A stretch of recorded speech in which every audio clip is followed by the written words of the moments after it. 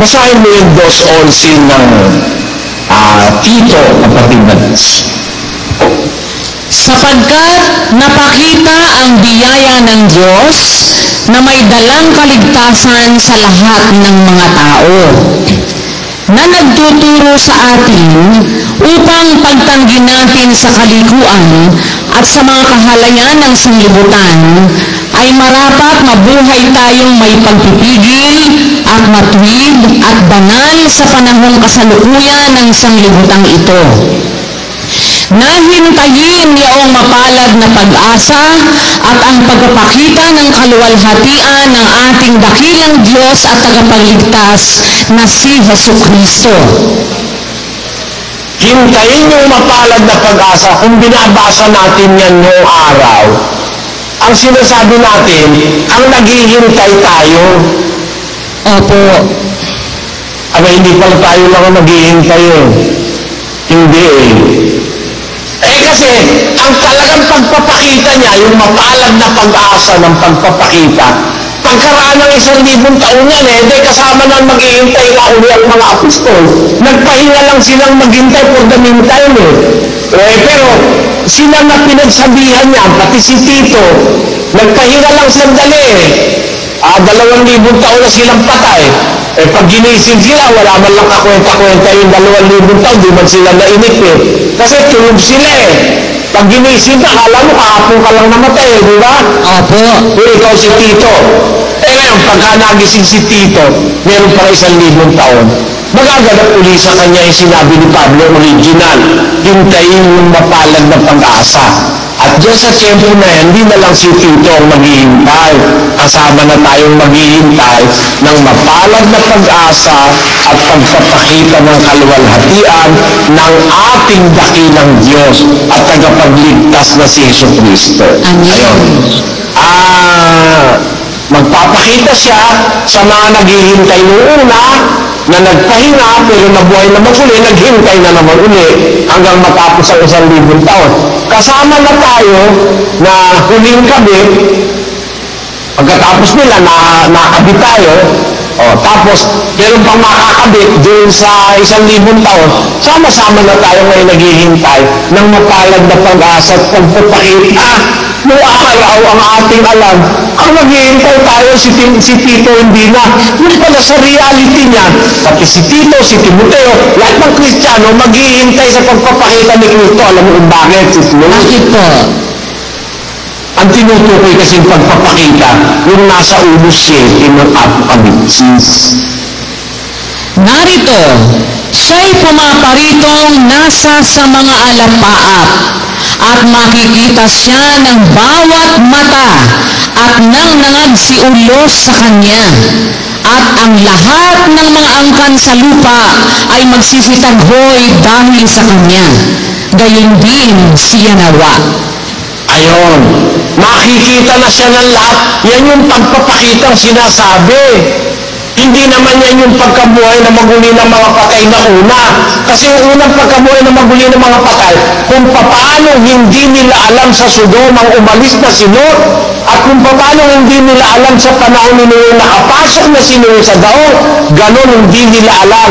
Kumukuha na ang anak ng tao ng mga umaagaw na ng mga maliligtas at binubuhay na yung mga patay. Hindi nila alam na nangyayari. Pero hindi nila makikita. Pero ito, pagpapakitang ito, bawat mata na makakakita, pati yung umulo sa kanya. Kaya yan yung pinal na pagpapakita. After 1,000 years ang tinutukoy dyan. After ng malaking kapigatian. Ayun, balik ka sa 24, 29, 30. Datapwat karakarakang pagkatapos ng kapighatian sa mga araw na yaon ay magdidilim ang araw at ang buwan ay hindi magbibigay ng kanyang liwanag at mga lalaglag ang mga bituin mula sa langit at magsisipangatal ang mga kapangyarihan sa mga langit. At kung magkagayoy, lilitaw ang tanda ng anak ng tao sa langit. At kung magkagayoy, magsisitaghoy ang lahat ng mga angkan sa lupa at mga Makikita nila ang anak ng tao. Makikita na ng lahat si Kristo. Amen. Yan yung pagpapakitang tinutukoy. Makikita na siya ng lahat ng mata. Mangyayari yan after the Great Tribulation. Kailan yun? After the 1,000 year period, pagkatapos susunod yung Great Tribulation, at tapos doon na magpapakita si Kristo. At doon na siya huhukom. Doon na rin titipunin ng lahat ng bansa. Ibubukod yung kaliwa yung kambing, sa kanan yung tupa. Tapos lahat ng tupa sa lahat ng mga panig ng mundo, titipunin ng lahat ng mga anghel. Pagkatapos, sa harapan ni Kristo, titipunin ang apat na hangin ng lupa, titipunin na lahat ng maliligtas.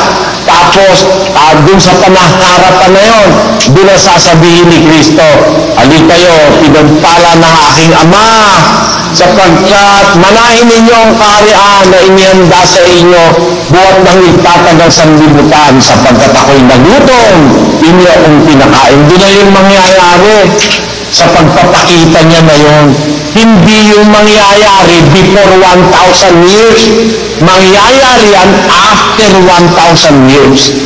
Pagkatapos ng kapighatian, lilitaw ang tanda ng anak ng tao, makikita siya ng lahat ng angkan sa lupa. Nakukuha mo na yung kumpletong senaryo, Sismus? Awa ng Diyos. During at saka after the 1,000 year period. Opo, awa ng Diyos, naiintindihan po namin. Napakaganda po, napakakahanga-hanga talaga na maintindihan po itong mga ganito. Hindi talaga po ito maunawaan kung hindi ituturo ng Diyos sa inyo para sa kapatiran. Salamat sa Diyos po. Salamat sa Diyos. Nalutas ang napakaraming tanong sa isip ko. Napakaraming sagot na nakuha. At alam nyo, ang ating huling tanong ngayong araw, kapatid na Luz, ang ating huling tanong, bakit ipinauunawa ng Diyos ngayon ang mga napakalalalim na salita ng Biblia? Bakit? Nagpinapaunawa. Pati yung detalye ng mangyayari. Before 1,000 years, during 1,000 years, after 1,000 years, and up to the end. Bakit pinapaunawa ng Diyos sa atin yan? Na-reconcile lahat ng tanong nawala ang mga duda no? Opo. Anong dahilan? Basahin mo yung 24:44 ng Mateo. Kaya nga, kayo'y magsihanda naman, sapagkat paririto ang anak ng tao sa oras na hindi ninyo iniisip. Kaya pala pinapahayag sa atin ng Diyos yan, para humanda tayo, mga kapatid. Mga kapatid, nakahanda na ba kayo? O kapatid, tigilan mo na sigarilyo. Mapalad ang aliping kundatnan siya ng kanyang Panginoon, maratnan siyang gayon ng kanyang ginagawa. Kapatid, kung nagdadalawang isip ka pa, mahalin mo na yung asawa mo. Huwag ka nang magbalak humiwalay at maiimpyerno ka lang. Mangangalon niya ka pa. Yung mga mag-asawang may mga bigat ng loob sa isa't isa, magkasundo kayo, mag-asawa kayo Yung magmamagulang, mga mag-anak, magbati-bati kayo, maghanda tayo, mga kapatid. Magpatawad tayo, magtiis tayo, magpatuluyan tayo na may mga malilinis na budhi. Huwag nating pababayaan ng pagkakatipon, lalo na kung inyong namamalas na nalalapit na ang araw. Lahat ng ito ay pagmamahal ng Diyos sa atin para huwag tayong madatnang hindi nakahanda. Tandaan nyo ang sinasabi sa Tesalonica, ang Panginoon din ang bababang buhat sa langit. na may isang sigaw, may tinig ng arkanghel at may pakakak ng Diyos. Ang nangamatay kay Kristo, unang mabubuhay na magmuli. Kung magkagayon, tayong nangabubuhay na nangakit na aagawin kasama nila sa alapaap upang salubungin ang Panginoon sa hangin. Ayun. Yun ang hinihintay natin ngayon yung pagsalubong natin kay Kristo. Alam nyo, yung sasalubong, dapat nakahanda yun Diba, no? Yung sasalubong, pag sasalubong ka ng isang taong pati yung kakainin ng tao, ihahanda mo Pati tuti mo yan, ihahanda mo Kung iba, may kwarto kang pagpatuloyan, ihahanda mo tayo, hindi naman natin ipaghahanda si Kristo ng kwarto. Hindi natin siya ipaghahanda ng pagkain. Ang ihahanda lang natin, yung sinasabi sa 18:7 ng Lucas, mga kapatid.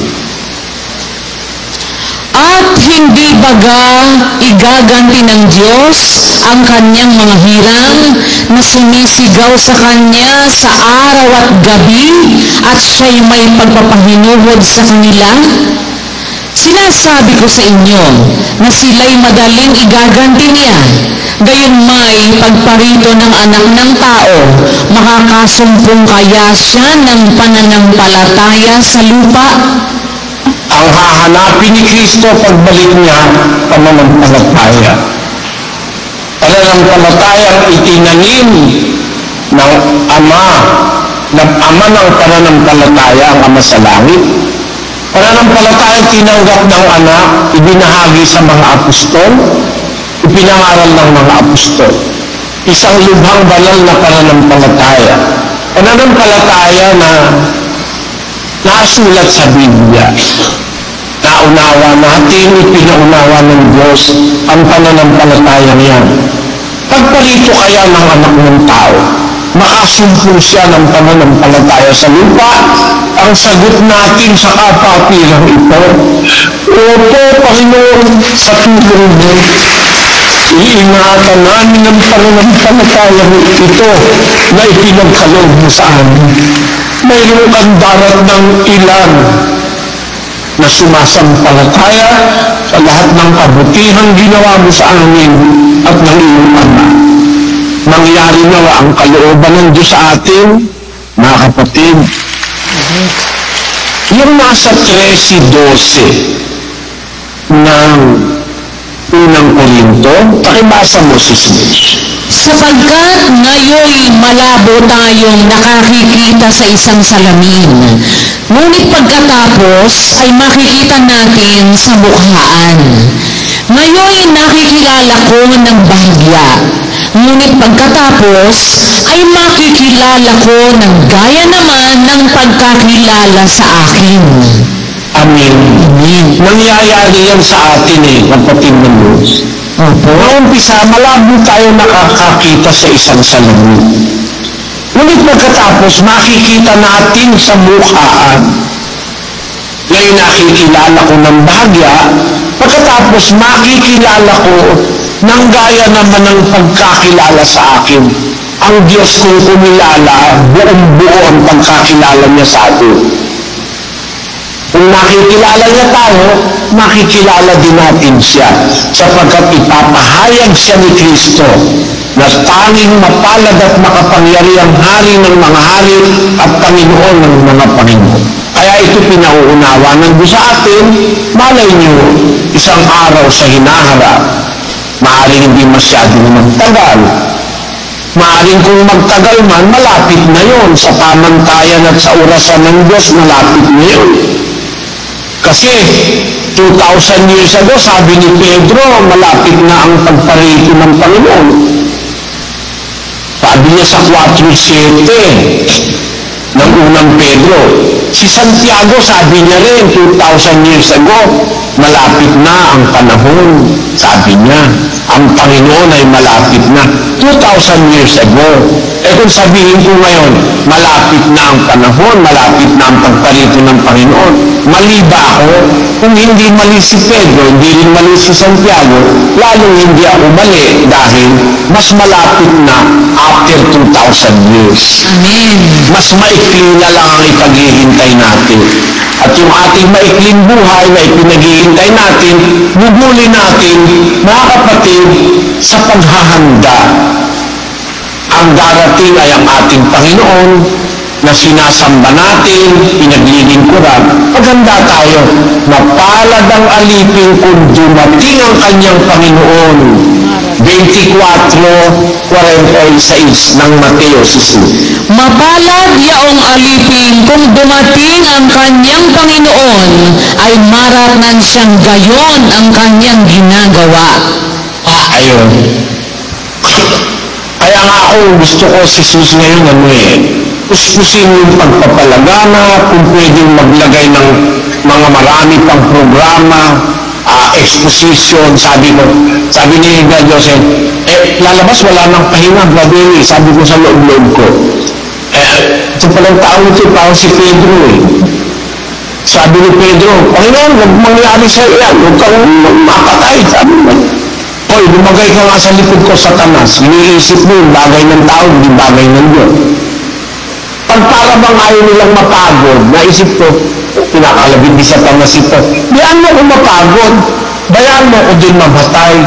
Kasi mapalad ang alipin na pagka dumating ang kanyang Panginoon, marot ng siyang gayon kanyang ginagawa. Mamatay ka man, ganun ang ginagawa mo, o kaya hindi ka man mamatay, ganun ang ginagawa mo. Maayon mo, maawaan mo sa akin, ha? Kung halimbawa, kung meron kami exposition, may nahikayat na 3, may nahikayat na 6, may nahikayat na 10, 20, naligtas yung mga tao na yun, then meron na akong puhunan na bala mo, maawaan mo sa akin. Sabi kasi ng Biblia, ang nagpapabalik loob ng isang makasalanan mula sa kamalian ng kanyang lakad ay nagliligtas ng isang makasalanan mula sa kamatayan at nagtatakip ng karamihang kasalanan. Baka sakali maging dapat ako sa Diyos sa hinaharap kung sa pagpapagal na ito ay magamit tayo ng Diyos sa isang gawain ang mga tao ay mabuksan ng isip gaya ng pagkabukas ng isip ninyo ngayon. Mga kapatid, ang sana nabuksan ng isip nyo at kung nabuksan ng isip nyo, maghanda na tayo, mga kapatid. Maganda kayo. Hindi tayo naghihintay ng malaking kapigatian. Ang hinihintay natin, yung biglang pagparito ni Kristo gaya ng nagnanakaw. Na sa araw na yun, ay mabubuhay magulo yung mga patay sa unang pagkabuhay, yung mga buhay, kasama ng mga buhay ng mga binuhay ng mga patay, aagawin magkasama sasalubong sa Panginoon.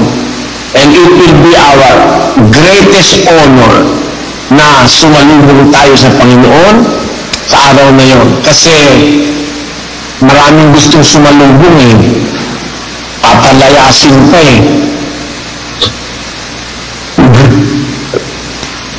Opo. Panginoon, di ba, nangaral kami sa lansangan mo, nagpalabas kami ng demonyo, gumawa kami ng maraming mga gawang makapangyarihan, kung nagkagaling pahayag ko sa kanila, kailan may hindi ko kayo nakilala. Magsilayo kayo sa akin, kayong manggagawa ng kapagpalasan. Pero kung nakahanda tayo, napakadakila ng kaligtasang sinasabi. Ali kayo, manahin niyo ang kaharian kasi nagutom ako, pinakain niyo ako At hindi niyo ba alam, mga kapatid, lahat ng gusto kong magawa, para tayo maging dapat sa Diyos. Kaya ang aking pag-asa, tatanggapin nyo ang kapatid na Daniel na tila ako rin, mga kapatid, sapagkat yun ang sabi ni Pablo eh. Basahin natin yung party na yun. Oh. Na hindi na alipin, kundi higit sa alipin, isang kapatid na minamahal, lalong-lalo na sa akin. Ngunit gaano pa kaya sa iyo na siya'y minamahal mo, maging sa laman at gayon din sa Panginoon. Kung ako nga ay inaari mong kasama, ay tanggapin mo siyang tila ako rin. Ayun. Kung ako inaari mong kasama, tanggapin mo siyang tila ako rin. Gaya rin ni Kristo. Sabi ni Kristo, ang tumatanggap sa inyo, ako ang tinatanggap. Ang nagtatakwil sa inyo, ako ang itinatakwil. Kaya alam nyo, lahat ng ayaw kay kapatid na Daniel, hindi Kristiyano yun. Kahit kamag-anak ko pa, ayaw kay kapatid na Daniel, hindi mananampalataya yun. Kasi kung mananampalataya ka, sinugo ko sa iyo si kapatid na Daniel, dapat tanggapin mo, tila ako rin. Parang ang Panginoong Jesus. Nang isugo niya ang 12 apostol, kasama si Judas doon, sabi niya, ang tumatanggap sa inyo, pati si Judas, ako tinatanggap. Ang nagtatakwil sa inyo, ako tinatakwil. Sana naintindihan niyo ang mensahe kong ito, mga kapatid, sa buong kapatiran. Huwag kayong mag-develop ng espiritu na laban kayo kay kapatid na Daniel.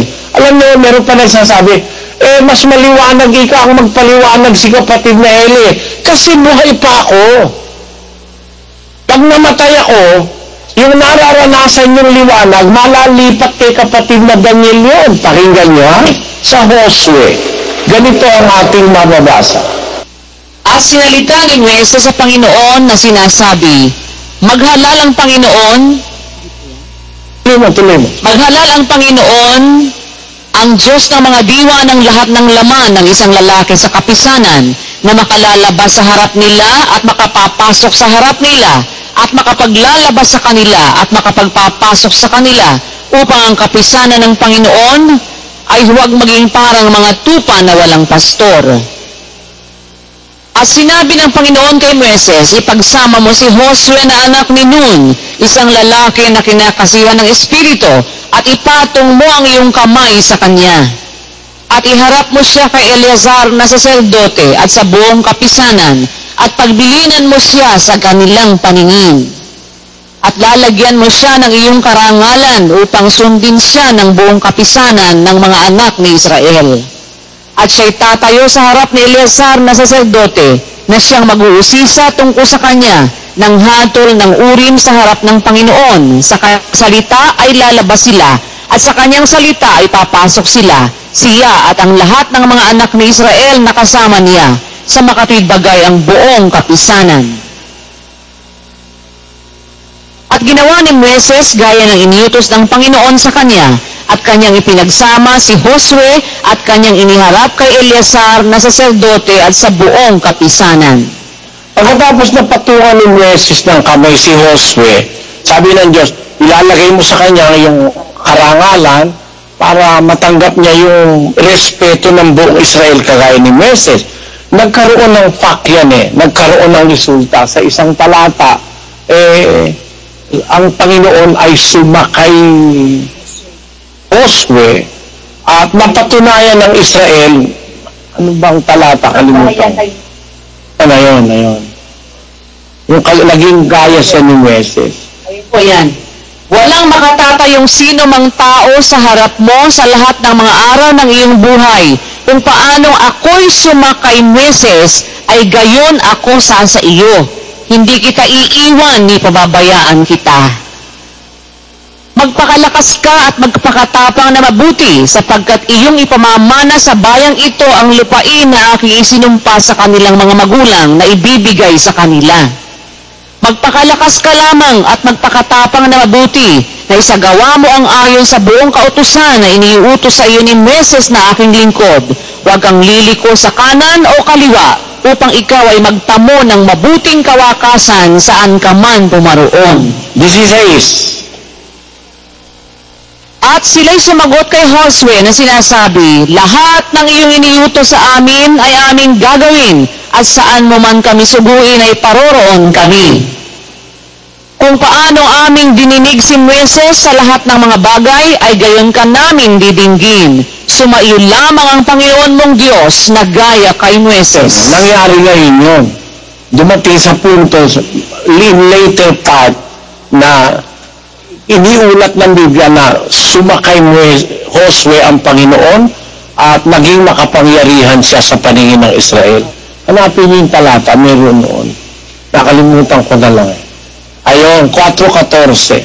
Nang araw na iyon ay pinadakila ng Panginoon si Josue sa paningin ng buong Israel at sila'y natakot sa kanya gaya ng kanilang pagkatakot kay Moises sa lahat ng mga araw ng kanyang buhay. Nakita nyo, karoon ng katuparan yun. Kaya, halimbawa, ngayon, hindi mo marinig kay kapatid na Daniel, gusto mo marinig na gaya na narinig mo sa akin, maghintay ka, pagpatay na ako. No? Eh, buhay pa kasi naman ako eh. No? Naintindihan mo yun, kapatid na Luz? Po, naintindihan po namin. Meron hindi nakakaintindi. Agad ka nag-i-expect mo, hindi mo naman dapat i-expect. Alam nyo, si San Pablo mismo, tumanggap na ng pahayag, di ba? Apostol na, ni halal ng apostol, wala nang duda. Ang sabi niya sa mga kapatid, ipanalangin nyo kami para buksan ng Diyos ang pinto ng salita. Ibig sabihin, meron pa rin siyang hindi naaabot agad. Di ba? Babasahin natin yung talata na yun. Natuloy idalangin din ninyo kami na buksan sa amin ng Diyos ang pinto sa salita upang aming salitain ang hiwaga ni Kristo na dahil din dito'y may mga tanikala ako. Ito mo, humihingi pa siya ng panalangin sa miyembro para mabuksan sa kanya ang pinto ng salita. Ibig sabihin, hindi sa isang iglap ay ganap na lahat-lahat. No? Sabi nga ni Pablo, na ako'y bata, nagsasalita akong gaya ng bata. Nag-uugali ako gaya ng bata. Di ba? Nagdaramdam ako gaya ng bata. Nag-iisip ako gaya ng bata. Ngayong maganap ang aking pagkatao, iniwan ko na ang mga bagay ng pagkabata. O bakit? Sa 12. Sapagkat ngayoy malabo tayo, kasama siya. Ngayoy malabo tayo nakakakita sa isang salamin. Ngunit pagkatapos ay makikita natin sa mukhaan. Ngayon nakikilala ko ng bahagya, ngunit pagkatapos ay makikilala ko ng gaya naman ng pagkakilala sa akin. Ito mo? Kaya yung pagkakilala sa Diyos, yung karunungan, yung kaalaman, gradual yun. Hindi sa isang iglap, nasa iyo na lahat yun. Yan, napakalaki, napakalawak ng karunungan ng Diyos, mga kapatid, para maintindihan mo lahat-lahat. No?